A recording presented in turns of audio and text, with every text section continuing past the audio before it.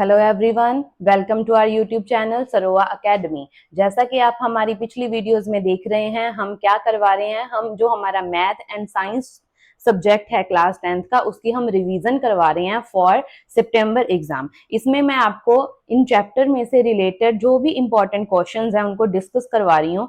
आज हम अपना मैथ वाला पोर्शन स्टार्ट करेंगे। सबसे पहले डिस्कस करेंगे चैप्टर नंबर 1।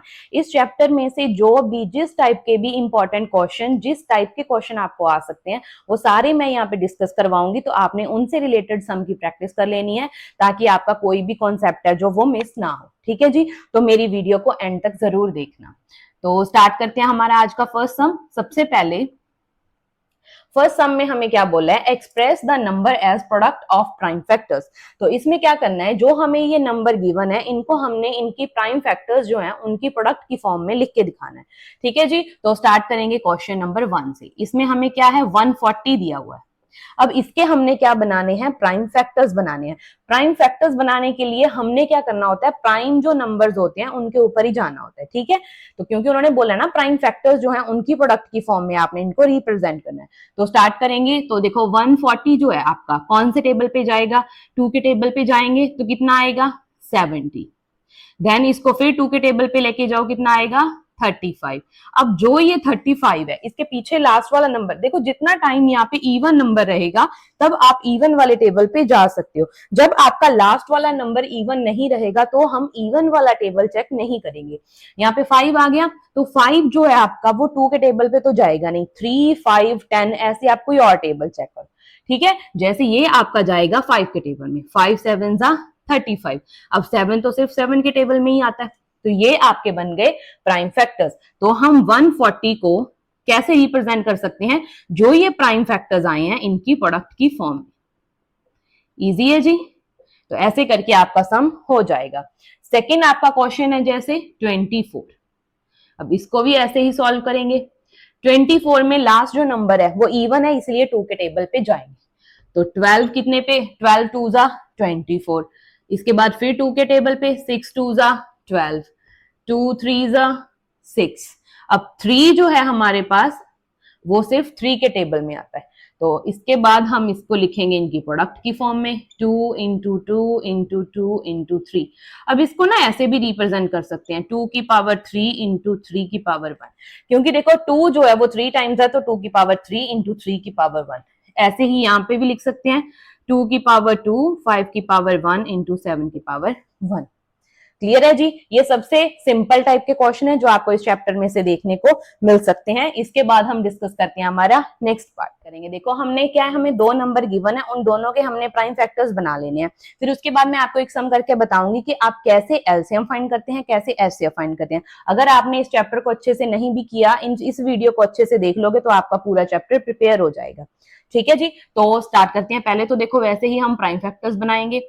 2 के टेबल में 26 13 पे जाएगा। अब 13 1 जा 30, देन 91। ये किस पे जाएगा, 7 के टेबल में, फिर 13 1 जा 30। तो ऐसे करके आपने पहले प्राइम फैक्टर्स बना लेने हैं, देन इनकी हमने लिखनी है प्रोडक्ट। तो 2 इंटू 13 इंटू 1 तो है ही है साथ में, 91। इसमें क्या होगा, 7 इंटू 13 इंटू 1। इतना क्लियर है जी सबको। इसके बाद जब हमने एचसीएफ फाइंड करना होता है, एचसीएफ होता है हाईएस्ट कॉमन फैक्टर। इनमें से जो हाईएस्ट कॉमन फैक्टर होएगा वो फाइंड करेंगे, और एलसीएम में लीस्ट कॉमन मल्टीपल। ठीक है, जो सबसे लीस्ट वाले मल्टीपल हैं वो लिखने हैं, तो वो एलसीएम होता है। तो पहले तो एचसीएफ देख लो कैसे फाइंड करना है।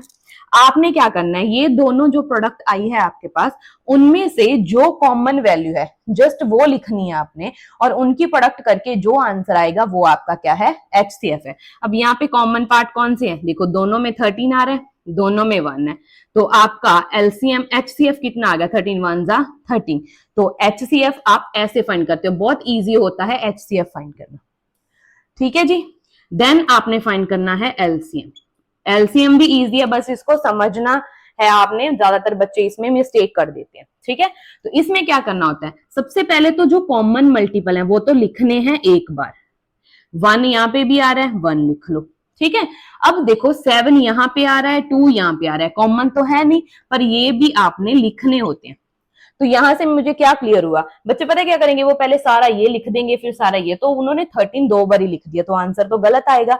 आपने क्या करना होता है, जो कॉमन मल्टीपल्स हैं उनको एक बार ही लिखना है, जो कॉमन नहीं है उनको एज सच प्रोडक्ट में लिख दो। अब इनकी जब आप प्रोडक्ट करोगे जो भी आपका आंसर आएगा वो आपका क्या होता है, एलसीएम। जब आप इसकी प्रोडक्ट करेंगे तो आपके पास आंसर आएगा 182। प्रोडक्ट करके चेक कर लेना कि आपका आंसर मैच हो रहा है या नहीं। ठीक है जी, ऐसे ही डिस्कस करते हैं क्वेश्चन नंबर 2। तो इसमें क्या है हमारे पास, देखो पहले तो है 12, तो 12 जाएगा 6 के टेबल में, फिर 3 जाएगा 3 के टेबल में, देन 15, 3 5 जा 15, 5 1 जा 5। तो लिखो पहले इनके prime factor, 2 into 2 into 3 into 1, 15, 3 into 5 into 1। अब करेंगे पहले एचसीएफ। एचसीएफ के लिए सिर्फ कॉमन मल्टीपल्स, देखो 3 यहां पे भी है यहां पे भी है, इंटू 1, तो 3 आपका आ गया एचसीएफ। अब हमने फाइंड करना है एलसीएम। तो एलसीएम के लिए पहले तो कॉमन मल्टीपल्स लिखो, 3 इंटू 1। अब नीचे क्या आ रहा है, 5 आ रहा है, ऊपर वाले में कौन सी टर्म्स आ रही हैं, 2 इंटू 2 आ रहा है। क्लियर है जी। अब जब आप इसकी प्रोडक्ट करेंगे तो आपका इसके साथ क्या आ जाएगा, आंसर आ जाएगा। तो कितना आएगा देखिए, 5 3 जा 15, 15 4 जा 60। तो ये आपका क्या आ गया, एलसीएम। ठीक है जी। इसके बाद डिस्कस करते हैं हमारी नेक्स्ट टाइप के क्वेश्चन। तो इसके बाद हम डिस्कस करते हैं हमारा नेक्स्ट क्वेश्चन। उसमें हमें क्या बोला है, find HCF LCM of numbers and verify the relation. Relation क्या है, product of numbers is equals to HCF into LCM. ये रिलेशन आपको ज्यादातर वेरीफाई करने के लिए मिलेगा ही मिलेगा, या फिर इस रिलेशन को यूज करके आपने कोई एक टर्म फाइंड करनी होती है। इस टाइप का क्वेश्चन आपको एग्जाम में जरूर मिलता है। ठीक है जी। तो अब इसको हम सॉल्व कैसे करते हैं, पहले तो देखो एचसीएफ एंड एलसीएम निकालना है, वो मैं आपको पिछले सम में करवा चुकी हूं, तो मेरे साथ साथ आप भी कैलकुलेट करें और अपना आंसर मेरे आंसर के साथ मैच करना।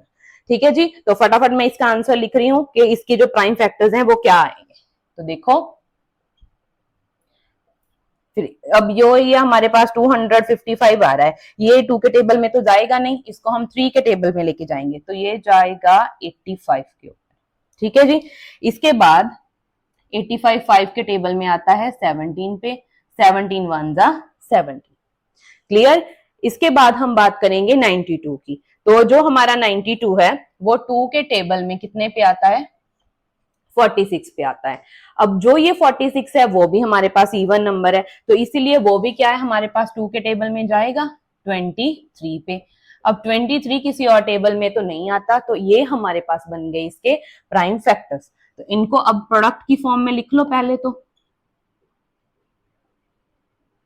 यहां तक तो आई होप आपको अब तक सारा क्लियर हो चुका होगा, क्योंकि हम कितने 2-3 सम में इसको बार बार रिपीट कर चुके हैं। ठीक है जी। अब ऐसे ही हम एचसीएफ फाइंड करेंगे।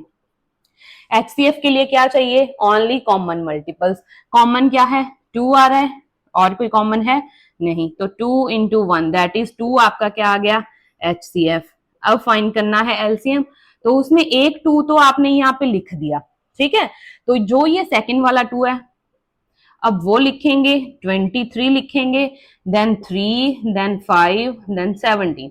ऊपर वाले सारे नंबर लिखो, 2 नहीं लिखना। क्लियर है जी। जब आप इन सब की प्रोडक्ट करेंगे तो आपके पास जो आंसर आएगा वो आपका क्या होएगा, इसका एलसीएम होगा। ठीक है जी। तो आपका एलसीएम आएगा,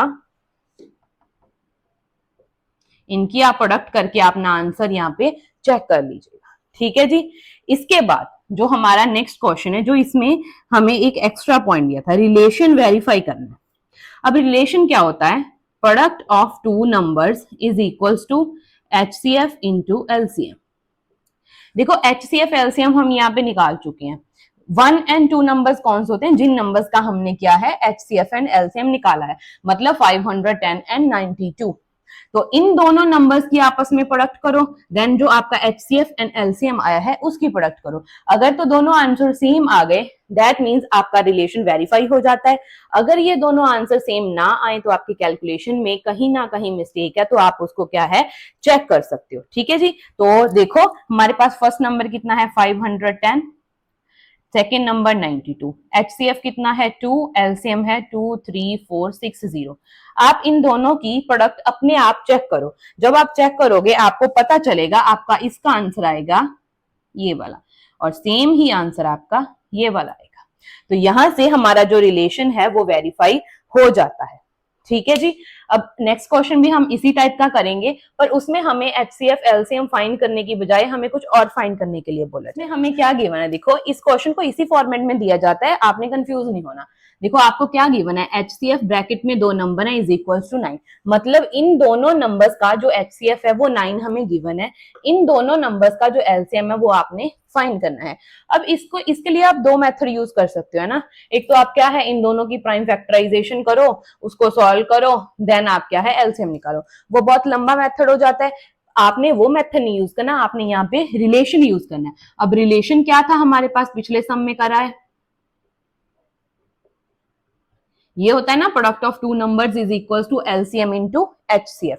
अब 2 नंबर हमें पता है 306 एंड 657, LCM आपने फाइंड आउट करना है, HCF आपको 9 दिया है। अब 9 हम इधर ले आएंगे, LCM हमारा फाइंड आउट हो जाएगा। 9 वहां पे LCM के साथ क्या था प्रोडक्ट में था ना, नीचे आके डिवाइड हो जाएगा। जब आप इसको सॉल्व करेंगे इन दोनों की प्रोडक्ट करके 9 के साथ डिवाइड करोगे तो आपका क्या है LCM फाइंड आउट हो जाएगा। ठीक है जी, जब आप इसको सॉल्व करेंगे तो आपका आंसर आएगा 22338। तो ये आपका क्या आ जाएगा LCM।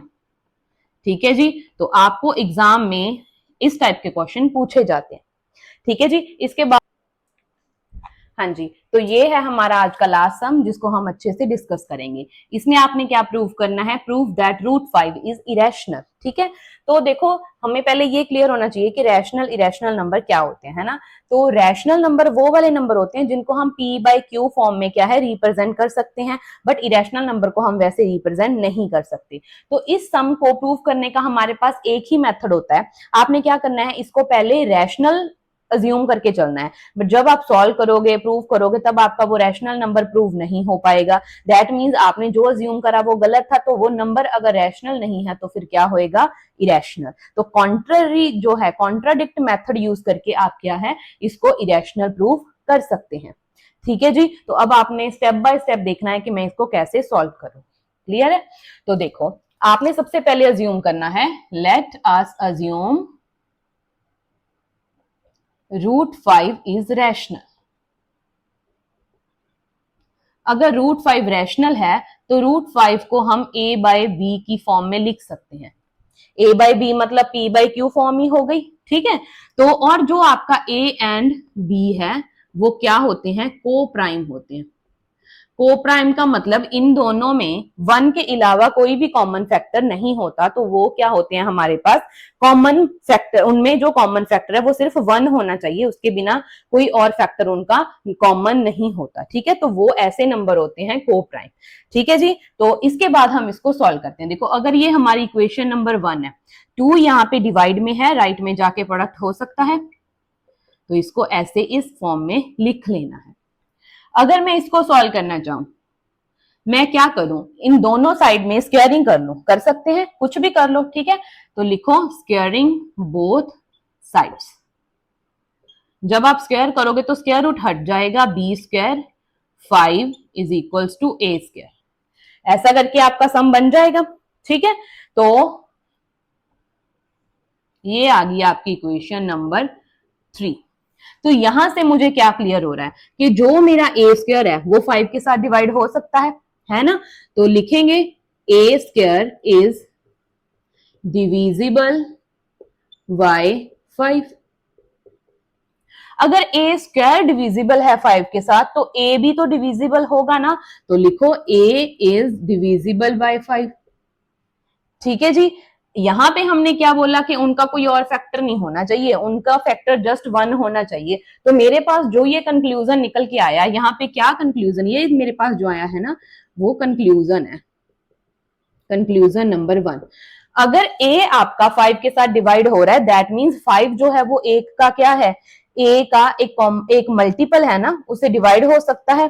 तो इसको हम ऐसे लिख सकते हैं a is equal to 5c, क्योंकि a जो है वो 5 से डिवाइड हो सकता है, a इज डिविजिबल बाय 5, तो इसको हम इस फॉर्म में लिख सकते हैं। क्लियर है जी, क्लियर है। तो इसके बाद जो हमारी ये वैल्यू आई है, इसको मैं यहां पे पुट कर सकती हूँ, इसको मैं यहां पे पुट कर सकती हूं या नहीं। यहां पे पुट करने से पहले हम क्या करें, देखो a की वैल्यू यहां पे पुट करो तो मेरे पास क्या आ जाएगा, देखो b√5 is equals to 5c। Clear है जी यहां तक। इसके बाद हमने वैसे ही, ये मैं लिख देती हूं यहां पे, पुट दिस वैल्यू इन 2। ये आपको ऐसा ही करना पड़ेगा, ऐसा करते करते आपका सम प्रूव हो जाएगा। यहां से मैंने एक बात तो प्रूव कर दी कि a जो मेरा है वो 5 से डिवाइड होता है। अगर मैं b को भी 5 से डिवाइड होता है वो प्रूव कर दूं, तो मेरा जो √5 या a/b है वो क्या नहीं रहेगा, प्राइम नंबर, तो वो रैशनल नंबर तो नहीं रहेगा। यही हमने क्या है, प्रूव करना है। ठीक है जी। तो देखो हम इसको कैसे प्रूव करते हैं। अब इसके बाद कर दो स्क्वायरिंग बोथ साइड। ये सम बच्चों को ज्यादातर बोरिंग ही लगता है, पर इसको करने का मेथड यही होता है। तो जितना इजी वे में मैं आपको समझा सकती थी मैं समझा रही हूँ। तो जब आप इसकी स्क्वायरिंग करेंगे तो क्या बनेगा, b की तो स्क्वायर हो जाएगी, स्क्वायर के साथ रूट कैंसिल हो जाएगा, 5 की स्क्वायर 25, c स्क्वायर, तो b square 25 c square upon 5 क्या बन गया जी, 5c स्क्वायर। क्लियर है यहाँ पे, ये आ गई हमारी इक्वेशन नंबर 4। अब यहां से आपको क्लियर क्या हो रहा है कि जो आपका बी स्क्वायर है वो क्या है, डिविजिबल है बाय 5। अब जब बी स्क्वायर डिविजिबल है तो सेम वैसे ही आपका बी भी डिविजिबल होएगा। अगर बी डिविजिबल है दैट मीन्स हम क्या बोलेंगे, ये हमारा कंक्लूजन नंबर 2 आ गया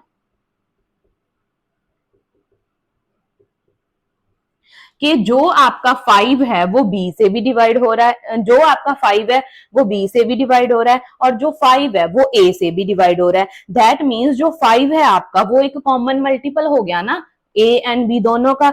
अब हमने तो कंडीशन क्या पढ़ी थी कि ये दोनों को प्राइम होने चाहिए, इनका कोई भी कॉमन मल्टीपल नहीं होएगा एक्सेप्ट 1। सो यहां से हम प्रूव क्या कर पा रहे हैं कि ये जो हमारा a/b नंबर है वो क्या है, नॉट रैशनल।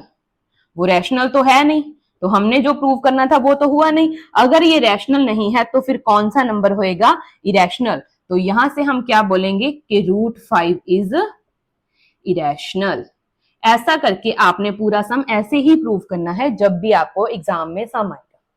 ठीक है जी। तो इस वीडियो में हम बस इतने ही क्वेश्चन डिस्कस करने वाले थे। आपके फर्स्ट चैप्टर में एनसीईआरटी के न्यू सिलेबस में इतनी ही एक्सरसाइज है, उसमें से इंपॉर्टेंट पोर्शन मैंने आपको कवर करवा दिया। अगर आप इसको वन शॉट भी बोल सकते हैं, वन शॉट में हमने सारा जो चैप्टर है वो डिस्कस कर लिया। तो ऐसे ही मेरी वीडियोस देखने के लिए मेरे चैनल को सब्सक्राइब करें, अपने फ्रेंड्स के साथ शेयर करें और नेक्स्ट वीडियो की वेट करें। Thank you.